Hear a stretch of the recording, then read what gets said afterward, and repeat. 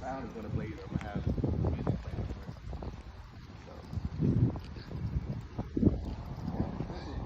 So. That boy got the AC backpack. Look like AC sponsor you.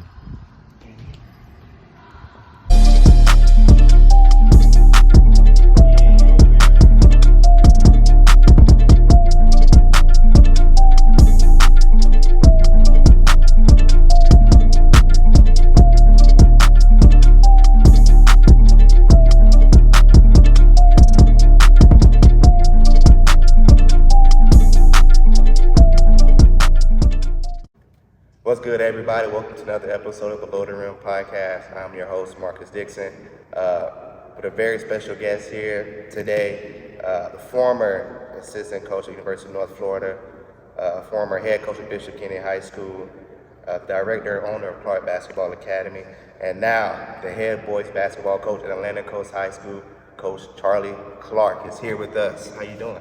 I'm good, man. Yes. I'm super excited. I'm a big fan of Reps on Reps. I appreciate it. I love what you guys are doing. That means a lot. We're in the gym right now. You just got after a hard, physical practice that we got to witness. Talk to me about your summer and how your fall was going so far. Yeah, so I got the job, I think it was right near the tail end of the school year last year, and June is one of the most fun times in high school basketball. I loved the Junes when I was at BK because of the summer league. Right. Now with the loophole with how you could compete now year-round in a way, because I have Clark Basketball Academy, we can run some off-season stuff through a club team, and it still benefits our high school, and so summer, we had a full summer in regards to, I think we played about 18 games. We went to Stetson team camp, JU team camp, and then played in the local summer leagues. And honestly, we grew a ton. And, the one thing that we're really focusing on, and I think you probably heard it at the tail end of practice today, is when you're taking over a program and you're I think I'm the fourth coach in 4 years. It might be third coach in 3 years. 3 and 3. Yeah. So I am, the third coach that some of these seniors are having, right? And we're just kind of looking to build a foundation. And right now, really pleased with how our guys are responding. Right, that's great to hear. So that's taking me back to the moment when you're sitting down and you're saying, okay, I'm the person for this job here at Atlantic Coast High School. Talk to me about your thought process and the hiring process as well, what you had to go through to get this job. Yeah, so I stepped down from UNF after 1 year, made some decisions to be more present with my family. And then I kind of got on, and I'll be honest, when I stepped down from UNF, I kind of felt like basketball, it might be over. I stepped into an administrative role at UNF and was really hoping that I would like it, but man, basketball just kept poking at me. And I helped Ponte Vedra, the girls' side, for a year that I spent on the admin side at UNF, and I just, my love for high school basketball. I just realized, this is the side of the game I should be on. I think college is amazing, but I just think this is the side that I'm meant to be on. And I had heard that Atlantic Coast was looking for a boys' basketball position, and I hit up Micah on Twitter. Micah Ross, the legendary Shout out Micah to Coach Ross. man. And I just said, you guys think you hire a female? And he wrote back and said, yeah, send me your resume. And I didn't because I was like, I'm not going to waste my time. Right. They're not going to hire a female.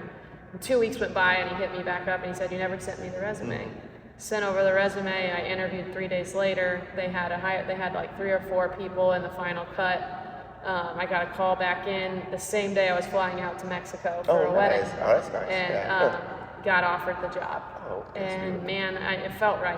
When I stepped on campus here to do my first interview, I just felt like, how have I not known what a special place this is? And I live 10 minutes away. I love this area in Jax. And I just think that there's so much potential here. This gym's beautiful. We're competing in the biggest class in the state of Florida. We're competing right now for biggest school in Jacksonville. I think maybe Mandarin, maybe Sandalwood, but I think there's 2,800 kids enrolled here. So just a lot of opportunity here. And I've been in Jacksonville my whole life, and I actually went here when the school first opened. I can honestly say this is one of the nicest gyms in the city, and I feel like the potential is here from the teachers, from the student sections, from all the support that the school has. I feel like you yourself and the team is set up for support, set up for a lot of fan interaction, because they want to come out and support. And I think you're bringing stability to the programs, which is nice to see coming from Atlantic Coast. I do, yeah. I'm excited. I think the student section is something I'm impressed with football. So. Yeah, that's amazing. So let's talk about the doubts that you have, because I know we all have them, right? So you get the job, you're like, okay, I'm the new boys basketball coach. Talk to me about those doubts that you had, and how did you work through those, even if you still have them, because we all do. We all struggle with certain things, and just talk to me about your thoughts about the doubts that you have. I think that I didn't have any real doubt until the Stetson team camp. Okay. And we had a summer league tryout, and then bam, 2 practices, and went right to Stetson. And there were some really tough teams there. Right. I mean, we'd practice all of 3 days. And we just went down there and got our butts whipped. Yeah. I mean, and I walked out of the gym the first night, and I kind of had to walk away from everybody, because I just immediately was thinking, what did I do? What did I get myself into? Am I cut out for this? Absolutely. And just normal highs and lows. It's not fun going and getting your face beat in. Yeah, for sure. And in a way, it was really humbling. And then it made me, and then after, you know what happens? You go to bed and the sun comes up the next day, and you realize it's just basketball. Absolutely, yeah. And these boys just want to come out and play, and they want to compete, and they want to have something to be proud of. And I think that's what excites me the most. This is where I really love this part. It reminds me of when I took over BK, I was the 4th coach in 4 years. Okay. Right? Done this before. We spent the Nice. first 3 years, the program, I was the 4th coach in 4 years. The program was not known. And I remember it, the first 2 to 3 years, it was grinding. It was laying the bricks. It Absolutely. was culture building. It was getting the girls to buy into what we're doing. And then bam, and then everybody sees the success as overnight success. Absolutely, yeah. But that's kind of what I'm excited about here is, what if you get to do something for the first time? Oh, yeah. I think even for me, speaking as a basketball fan, I've seen the success from those teams you had at Bishop Kenny. So I'm excited to see, how do you take a team that's, like you said, 3rd coach in 3 years.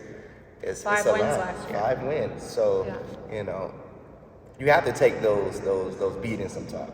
Oh, it's Right. it's life. Yes. I'm just a massive fan of failing before succeeding. Absolutely. I just think that, I just told the guys that today. I was just like, if you want to go fast, go alone. If you want to go far, go together. Do not show up tomorrow thinking this is a quick fix. We're not going to fix this overnight. And at the end of the day, I don't know if we're going to ever win a district championship or win a Final Four. I want to do those things here, but I do know that if you do this, and this every day, if you commit to we over me, if you're disciplined, if we're in an environment where we're holding them accountable, if we're creating a safe environment, I do know if you go to work every single day, there's only one way you can go. Absolutely. That's what I do know. Yeah. So we've been saying the 3rd coach in 3 years, right? So what do you feel that it would take for you and your staff and the players, you guys, to turn the tide here at AC? I think number 1 is we can't beat ourselves. And there's a lot that goes into that. There's the tactical side of basketball, of turnovers, making free throws, stuff like that. Beating yourself in games by not capitalizing on just the simple things. Right. But the major thing, man, that we're working on, and it's the bottom of our culture pyramid, is we over me. Absolutely. And Beautiful. One of my favorite quotes of all time is, teams of entitlement never win titles. And so what is it going to take? This is what year 1 for me, I want to win, but culture is going to trump winning. Absolutely. It's going to be, here is the standard. You shall show everybody. I mean, I've given them 4 t-shirts every day. They're showing up on Mondays, we're in orange. On Tuesdays, we're in black. And if you're not in black, we're running. That's dope. It's sending an email to all the academic guidance counselors soon saying, these kids are on the basketball team. I need like I want to know I want to know what they're doing. Getting to know the dean, making sure if these kids are written up in the cafeteria, we're going to know about it here at practice. So kind of a bit like zoom out, big picture approach to champions for life. Like, and so what's it going to take? We're going to start with a we over me mentality and then stack. And it's funny because I walked in and I seen everybody. I guess that was the JP team that was leaving. They all had orange. And I was like, man, that's like the little things, little details, and like setting that culture is really big. So I want to share. You noticed it, right? I noticed it. And that's what I said. Put these shirts on. We're going to go out and stretch, and what are people going to do? They're going to go, who's that? That's what I did. I was like, they got and shirts. They're going to say, wow, that's it. Look at that. Look at those guys. They're part of something bigger than themselves. Absolutely. It's like like you say, you're setting a culture for everybody. We're one. Yeah. Right? Nobody's trying to stand out over anybody else, look different than anybody. We're one. We're moving as one. I love that. So, I mean, you mentioned your core values as a coach, right? So each night, each Saturday, if you play on a Saturday, I don't know, what are some things that an opposing team can take away and say, you know what, when we face Atlantic Coast and a Coach Charlie Clark's team, what are we going to expect? Yeah, I think, and that's something that, like, that's a great question because it's something that we're trying to, like, talk to them about. Like, all right, so I'd say offensively, like when coaches are preparing for us, I hope that they're in their locker room and they're going through their scouting report and they're saying that, gosh, darn it, guys, these guys are disciplined. Right. Like, we're going to have to defend multiple actions because these guys are going to find the best shot every possession. They're going to play in space and move the ball. Like, these guys are disciplined. They're literally, we know they're going to find the best shot possible. Like, offensively, the best compliment, like, if we're playing and if somebody comes up to me after the game and goes, gosh, your team plays so hard and they are so disciplined, I'm going to walk out the door feeling great. On the defensive end, like, the big thing that we're trying to talk about is ball pressure. I just, like, teams are going to feel us. Right.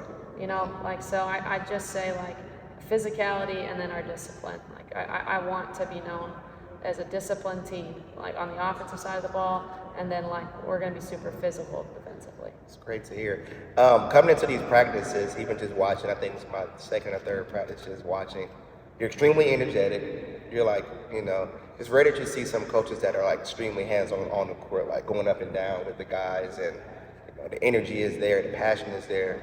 Where does that come from? It's so cool. The only thing, like, because, like, you start whenever, I was 25 when I got the job at Bishop County, 33 now. There's some life that happens in between that, right? Like, there's some, you start to grow up, you start to experience hardship, you start to experience some personal things in your life, like loss. I've experienced loss in the last 8 years. You start to experience your parents getting older. Like, you start experiencing life and you start learning that, I've learned so much in the last years that, like coming in here and being in here for an hour and a half, like, this is where I feel the most like myself. Right? So, like, you're saying, like, where does the passion come from? Like, 2 hours can go by on this court and I have no clue. Like, I'm a wife, I'm a daughter, I have a lot of responsibilities, I work full time, but when I'm here and I'm here for 90 minutes, like, I lose myself in it. Right. And, like, I love basketball so much, and I think the passion comes from everything that this game has given me. Everything good in my life, basketball, there's a line drawn to it. Relationships, just anything that I've done well, like, basketball has propelled me forward. And so I think it's just a passion. One, I love the game and I love scouting and preparing, and, like, I love skill development and I love designing practices, and I love, like, my biggest thing is, like, when we're in practice and it's going to be super organized and, like, you're never going to see guys standing. Right? So, like, I love all that, but then I also love just being on the floor with the guys. And so I just think, kind of, like, as you get older, you start to learn that, like, I don't make small things big things anymore, and, like, coming in and it's a game of basketball, and I really enjoy being around the guys. I think the word that you said that stood out to me the most was that you enjoy it. Yeah. Right? You don't feel it as a job or like a hindrance to you. Come in here, you look forward to it. Yeah. When you're on the court, you're excited. Me just watching, I came, I think 2 weeks ago, you were going up and down, and we were like, man, that's cool to have a coach that's on the court with you and participating in. playing against you and, just playing the game with you is super cool. And I think for a player standpoint, that's what you want. Right. You want a coach that's right there with you every step of the way, because when it's time to get in that fire, you're going to be right there with them. So I think that's super cool. Thank you, man. I think that that's a big part of my leadership style, and I know that like my gap is small. Like I'm 33, right? Like come 38, 39, 40, your body, like I want to kind of move as long as I can and like be on the floor and demonstrate as long as I can. And I want them to know I'm not going to ask them to do anything that I wouldn't do. Absolutely, right. And you show it and you embody it. So I think the kids notice that. So we're going to shift a little bit to Clark Basketball Academy. Yeah. You founded it in 2016. What is it? What is your goals in it, and how did you even come up with it? Yeah, it's 2015. I started my coaching career at UNF in 2013. I was 22. Played college basketball at Flagler.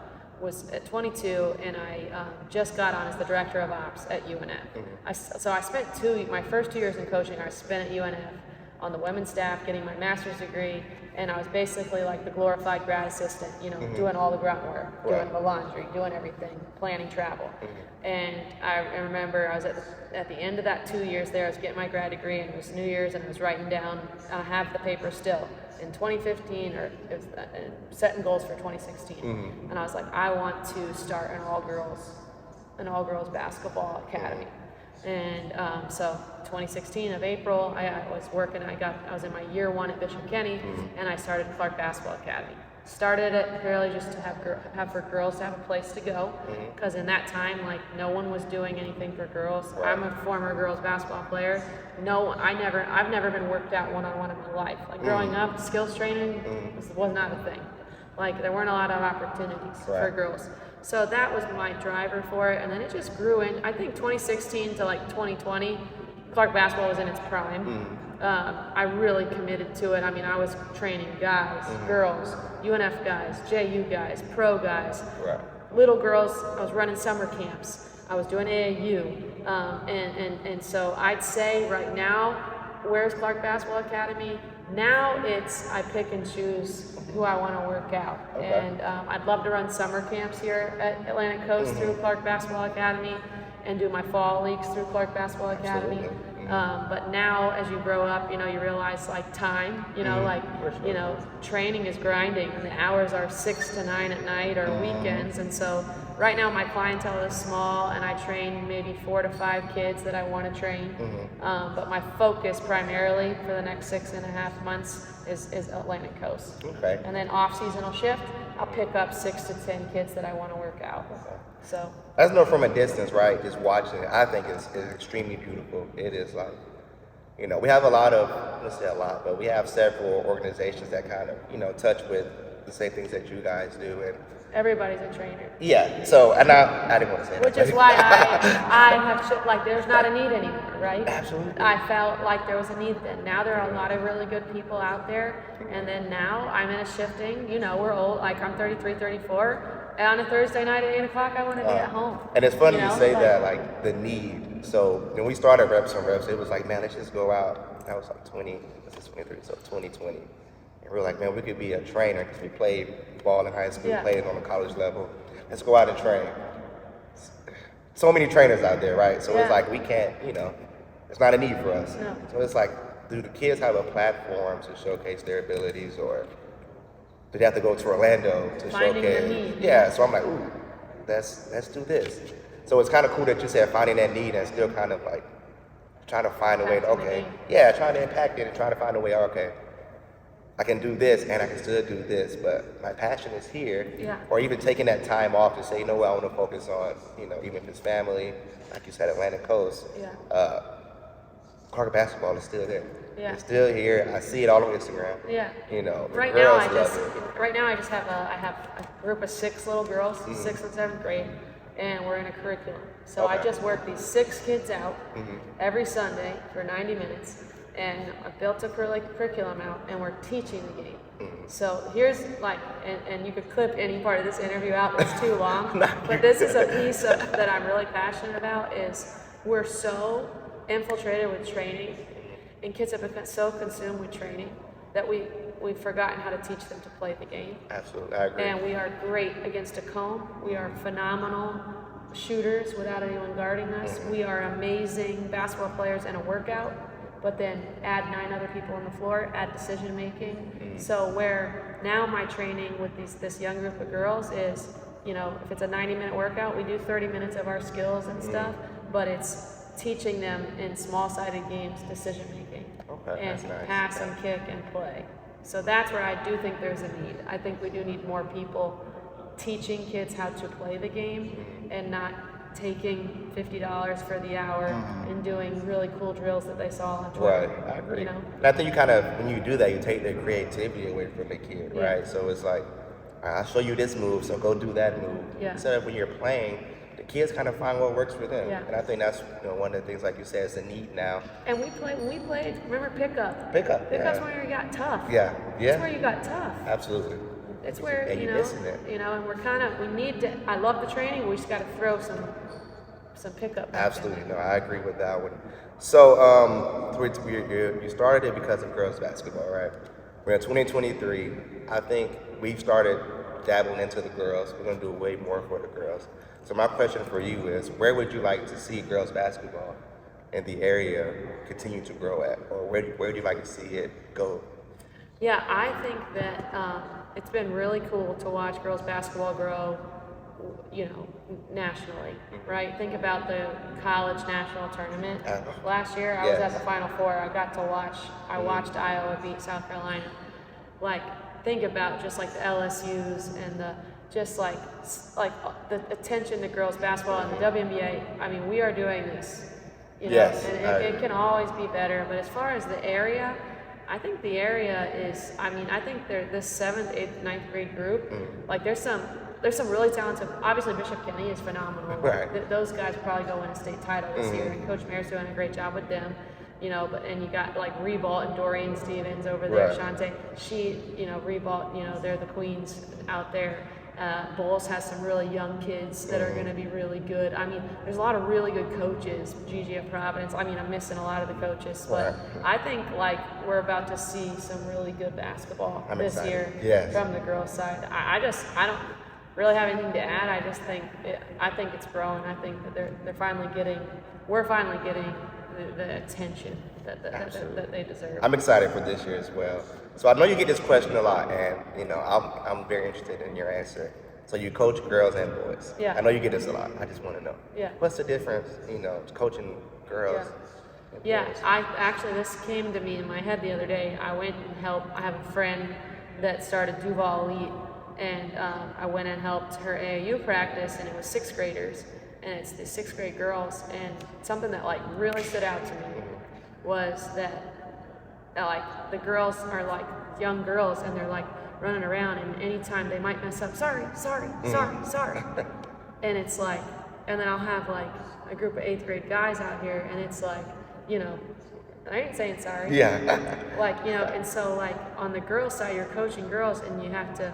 It's like instilling confidence in them. And then on the guy's side, they walk in the gym with confidence. They're feeling it, and now it's getting them to see outside themselves. Absolutely. Right? And so, like, it's just how women and men are. Yeah. Like, it's just how we're built.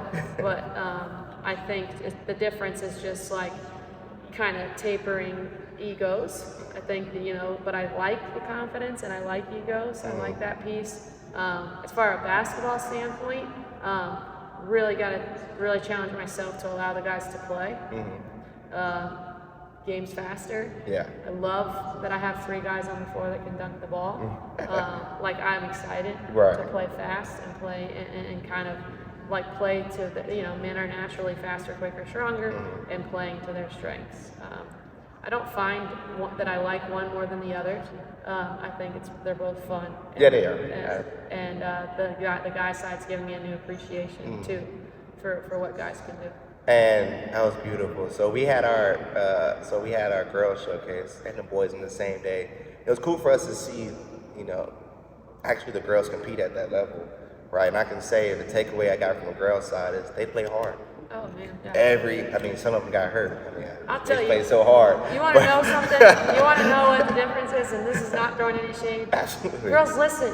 Oh yeah. On the first time, Oh like, yeah. I'm telling Israel, I'll say, I'll say, corner passing. The girls are bam, bam, there. They are doing it. I'm saying 3 balls, 4 lines, 7 times. They're just staring at you. And I'm literally like, okay, patience. Yeah. Like, just not listening. Like, girls, they play hard. Yeah, they play hard. I mean, some of them hurt themselves, but they play like hard, fast, together. It was beautiful to watch. So, but yeah, it was very fast. So let's fast forward from now to March, end of the year. You're on a vacation, right? You're sitting on your balcony, relaxing, and you're just reflecting on the season, right? What would make your first year Atlantic Coast a successful in your eyes? In my eyes, okay, if I'm thinking like measuring, like I have some tangible goals, like I'd love to be in the district championship game. Obviously to win a district championship would be amazing. But like just to have our guys compete for a championship would be really, really awesome. I would love to win 12 plus games. We won 5, so I want to be really realistic. And I scheduled us tough. Okay. Like scheduling was hard. Like, I got the job late, and then you add the piece of being a female, and it was kind of was a little odd. Scheduling was harder than I anticipated it. We are not shy with playing some really good teams. We've got like Ponte Vedra on our schedule, Oak Leaf's on our schedule, Bishop Snyder's on our schedule, Bowles is on our schedule, Bishop Kenny's on our schedule. Like we're playing some tough teams. Nice. But I think like those are some like tangible goals I have. But I think like what would make me really happy would be to see like, and I love now that we're Stingrays, I love the water, like the waves and stuff, but like I'd love to see the tide turn on this program. Absolutely. I'd love to see the city start to respect this program. I'd love to see the main thing, and I guess I should not even talk about the city because nothing should be external. I really want to focus on the players, and so in March, I would feel so good about this year if I know that we've really like given our guys something to be proud of, and that's like a program, like a program that unites them, something that they can call their own, like for them to be proud like of this program, to proud to be a part of the program, and like I know this sounds cheesy, but like I want guys to be happy. Absolutely. I want my seniors. I would love to give them a championship, but like I want them to walk out of the high school looking back and remembering that their senior year was the experience. Absolutely. They're playing with their brothers. They had a coaching staff that knew, cared about them. That we did things off the court together. That they felt like they grew as young men. That we helped them get to college. Like, I think just from a holistic standpoint, like getting the guys to feel proud and not feel like right now it's like I like it because I'm competitive, but like I feel like we're like ragtag, like people don't really respect, Atlantic Coast, and I don't blame them. Like you got to win. You can't win 5 games and expect to have respect. Absolutely. I think that happiness is key because when you look back on it, all you have is the memories. 100%. You can win so many different trophies, but the one thing you're going to think about is those memories you have with your teammates, the wins, the losses, the practices, the moments you have riding the bus to the games. Those are the moments that stand out to most. So I think, they deserve it. Those seniors, they deserve it. They've been through a lot. So I'm excited that they have you, and they deserve it. They really do. So I'm a fan and fan of yours, so I follow you on Facebook. And you made a statement that I love, right? You said, basketball is my love. There's no way who I am or how I define myself. So my question for you is to close out, who is Coach Charlie Clark? Yeah, I think that, I talked about it before, but getting to be a head coach again, the second time around, first at 25, now at 33, have a couple years in between, really to be on a college staff, get to learn a lot, get to go through some hard stuff in life, and like, I think in your 20s, you're running around and you're trying to figure out who you are, and then in your 30s, I don't know, I'm starting to feel good about life, and I think for me, like, who am I? Like, I think family defines me through and through. Like, I am married. I am very, very much involved. I have 4 nieces. Like, My family lives in St. Augustine. My mom and my dad mean the world to me. And so I really like define myself through my family. But outside of that, like I'm somebody that like I'm always on a quest of becoming better. And so like every single day I do view as an opportunity to kind of like to be better and to be better for other people. And so things that I like, I love working out. Like I'm big on that. The big thing for me is if I'm going to be a leader of young men, I need to lead myself well. And so like just like working out and reading and just like growing, I think that's how I define myself in that way. But I'd say my family is really what grounds me. That's beautiful. Yeah. That's all we got for you. Yeah. Thanks, man. No, thank you. You have any Reps questions on for reps. us? We good? Do you have any questions for us? I think reps on reps, man. Keep doing you. Oh, thank you. We done. Yeah, let's go. You're not even going to make sure if it was recording or somebody called.